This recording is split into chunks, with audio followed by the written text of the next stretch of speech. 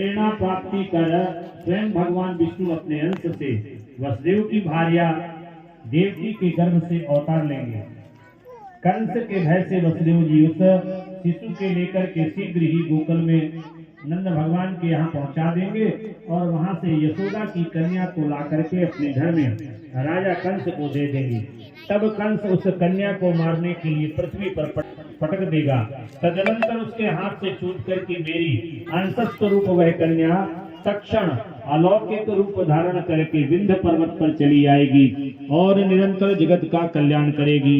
इस प्रकार आकाशवाणी सुनकर के गर्ग मुनि भगवती जगदम्बा को प्रणाम करके प्रसन्न मन से मथुरा आ गए। आइए एक भगवती की छोटी सी प्रार्थना गीत के रूप में करते हैं।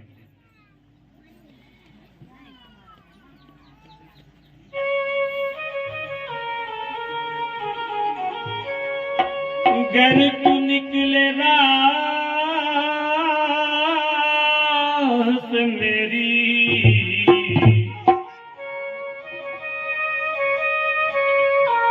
प्यार मैया तेरा क्या घट जाएगा, ये बालक भी कर जाएगा।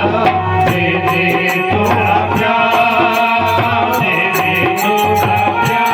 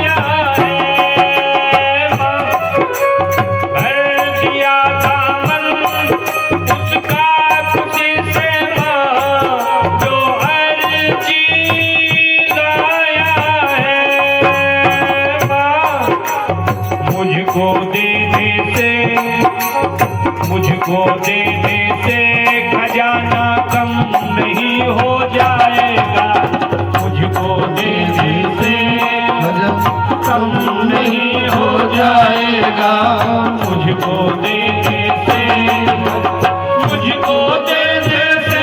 खजाना कम नहीं हो जाएगा, ये बालक भी कर जाएगा। दे दे थोड़ा प्यार, दे दे थोड़ा प्यार मैया तेरा क्या घट जाएगा, दे दे थोड़ा प्यार। हो जाए पुत्री प्राप्त हो जाए, मैं ठीक है ना। राजा भले ही चाहते हैं लेकिन मैं तो पुत्री चाहती हूँ, तो इसलिए आचार्य से होता से प्रार्थना किए हैं। अतः होता ने मन में कन्या प्राप्ति का संकल्प करते हुए आहुति डाली। और जैसा संकल्प करोगे ना, संकल्प आज हमारे आचार्य जी कराते हैं ना, तो इसलिए जैसा संकल्प होगा वही सिद्धि होगी। इसलिए जो आहुतियां डालते हैं वो कन्या प्राप्ति के लिए आचार्य जी डालते हैं। उसके विपरीत भाव के फलस्वरूप एक कन्या प्राप्त हुई, कन्या उत्पन्न हुई, जिसका नाम इला रखा गया।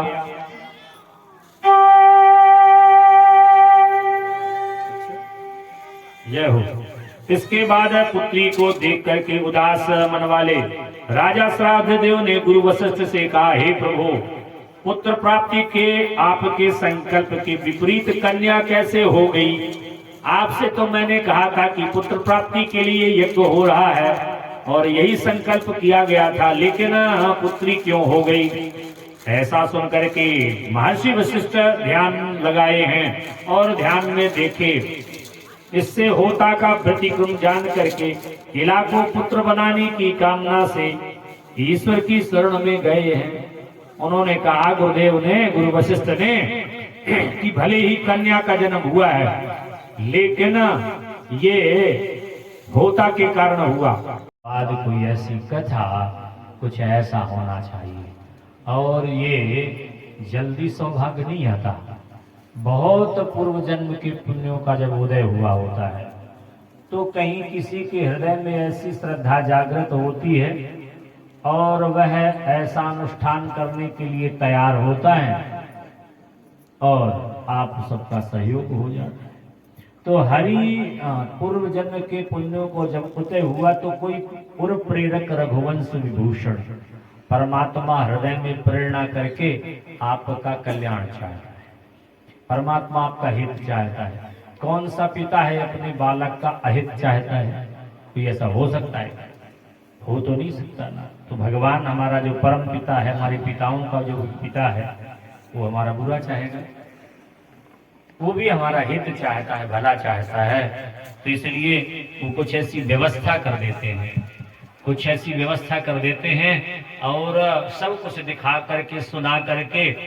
माँ भगवती की जैसे यहाँ पर हम चर्चा सुनने के लिए आए हैं, माँ भगवती ही एक ऐसी है कि वो सब कुछ देती है, भुक्ति देती है और मुक्ति देती है। जो भी सांसारिक वस्तुओं की आपको आवश्यकता है उनको भी दे देती है और आपको मोक्ष भी देती है, मोक्ष भी देती है। और कोई नहीं मोक्ष की बात करता, लेकिन मोक्ष की और भोग की दोनों को देने वाली माँ भगवती ही है। तो इसलिए हम सब मिल करके यहाँ पर इकट्ठे होकर के उनकी आराधना करते हैं, उनका चिंतन करते हैं, उनकी चर्चा करते हैं। तो क्योंकि यहाँ पर इस क्षेत्र में बैठे हैं और माँ की प्रार्थना के लिए यहाँ होमा गाए जाते हैं, होमा बोले जाते हैं। आइए मैं भी आपकी शारदा मैया का वंदन